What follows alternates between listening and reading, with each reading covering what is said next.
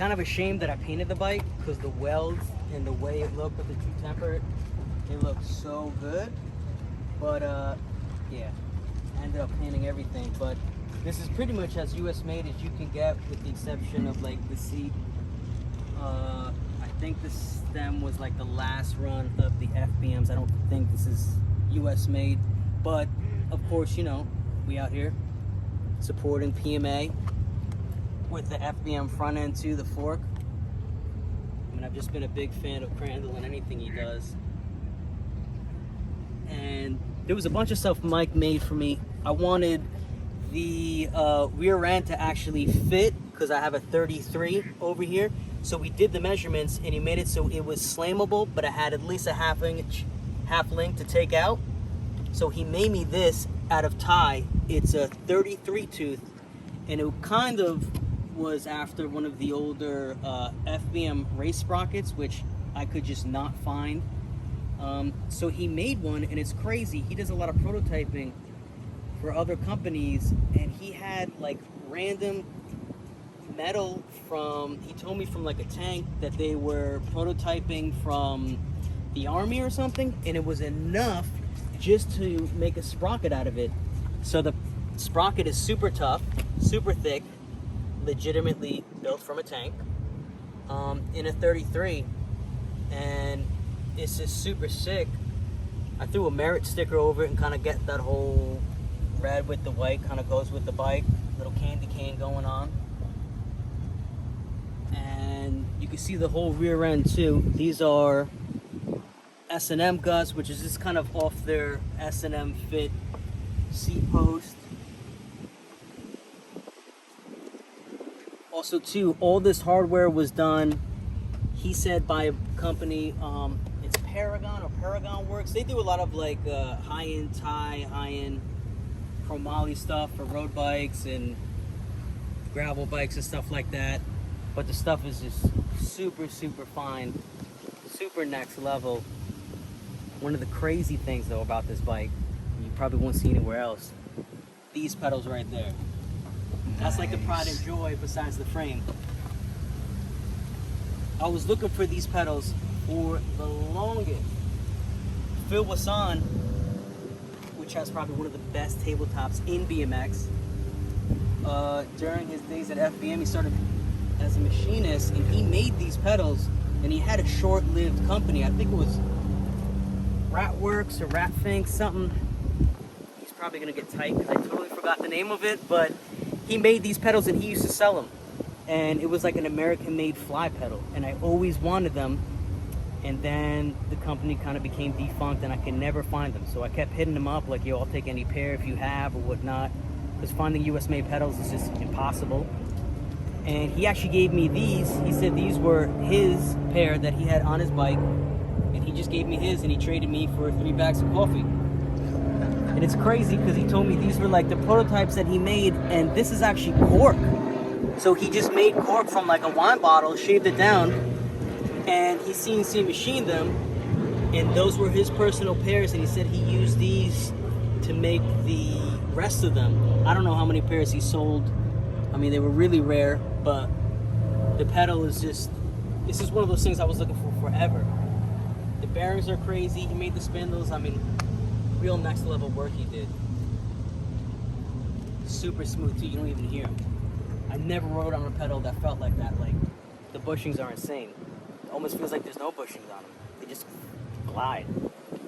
What's crazy though is this rear end makes this bike so stiff with the new profile, the thicker cranks. Like, this is definitely the stiffest bike I've ever ridden. And no one would probably know that unless you've ridden like a barcode and you have all that tubing in the rear. Those, like, if you're really riding street like that, you get crazy pump out of them, but they hurt, man. They're just stiff.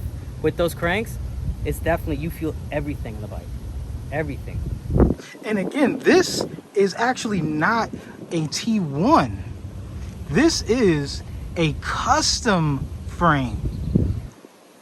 So in reality, it could be literally any frame you want it to be. I remember just a moment ago, you were saying it has the geometry of a Steadfast. One of my favorite bikes I ever rode was a Steadfast.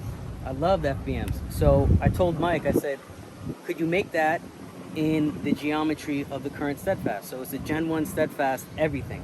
And the only thing I changed is he got this head tube made, or I think he might have machined it out. I don't remember, right? But this was a mountain bike head tube, so it's actually a higher head tube. So you can see if you take that dirt, just that gap right there and that gap here. So I went with a higher head tube, so I'm able to slam the stem so it looks good. But that head tube with the higher head tube and slamming it feels so good. And it just looks aesthetically a lot better, because I just hate that whole spacer thing. He ended up doing the frame Garrett Burns is on now, and I think they did a run or two. I might be wrong, but I think they did a run of the Garrett Burns frames. But he has been making the Garrett Burns frames. Joe Rich actually saw this frame, and I was told by Mike that Joe gave his blessings, and this was called the Trailcode because it had the straight tubing in the rear, not the wishbone, which all the barcodes and the original Tajas are known for. And that really kind of makes the bike, because if you look at it from the side, that cleans the whole thing up. Because there's a lot going on with the bike when you see the seat post, the rear end, and all that.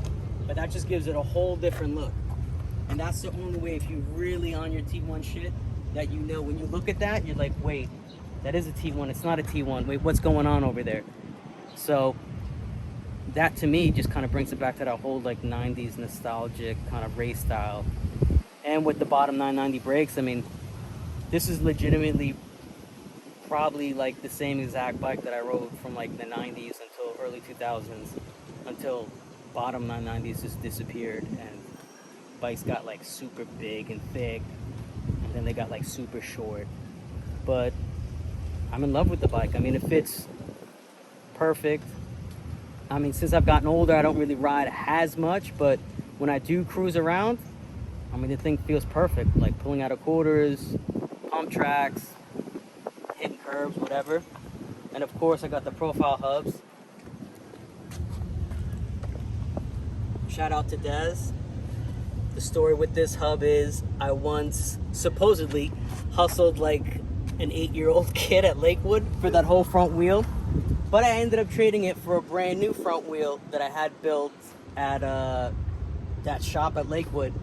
And this dude, Dez, thought I robbed the kid. So 15 years later, he still gives me shit for that. But look at the wheel. It's still there, Dez. Still there. And I've never changed the bearings, too. So a testament to the true quality of profile and that US made stuff. Now that I think of it. And the true testament to the profile quality, this rear hub is even older than the front hub. And I think I got that front hub in like 2005, if that. I've only rebuilt it once and really just put new bearings in, but those things, they're bulletproof, man. But it looks better, but you know, these things are forever. We got the tie driver on there. I think it's, damn, that could be wrong. Hold up. Because I did have tie, but I think, oh no, it looks tie. Wait, I know exactly what happened. I had a tie driver on, and I let Frankie use this back wheel, and he broke the fucking tie driver. So I got a chromoly driver on. Thanks, Frankie. I remember that, because when I had knee surgery in 2007, I gave him this wheel, and he broke that. It was either him or Alberto, because both of them were riding it. One of those dudes broke my tie driver. But since then, I've had a chromoly driver. Still working, though. And you know what that motherfucker broke, too? I had a slammin' Take Ivy, and I let him borrow the whole bike with custom 990 mounts, and I had those brand new fly cranks on it. I got the bike back with a broken driver, and one arm was missing because he broke the fly cranks. But those things always broke, so. Thanks, Frankie. He really did. He really did break them. And then I remember I gave the other arm to Haston. So Haston, at one point, he had like a version 1, right? Crank arm, and then like a version 3. He probably broke those too. He might still have them at his house. I don't know. Kind of interesting. That'll make a good paperweight. I wonder where that right crank arm is. Another crazy thing about the bike is the front end. Those are credence bars, so going with the whole theme of the US made stuff. I got the OG Edwin grips, just because I love those grips and I've used those grips for years and they're just the shit.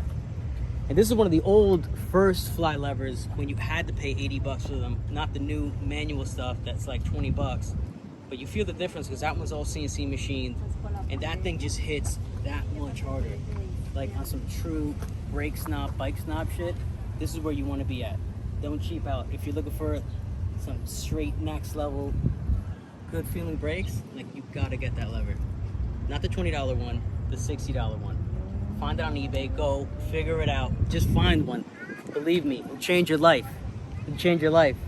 That with the fly brakes in the rear, I mean, those brakes just, doesn't matter what cable you run. You can run a garbage cable and still hit really, really good. I got that sticker right there. Can't have BMX without the BX. This is the wild mind of Diggles happening with one of the best welders, DEFCON 4. Hit him up. He's making the new Mutiny frames too, so cop them. Yeah, and that's it. You know, have some flat tires and that's what keeps me rolling.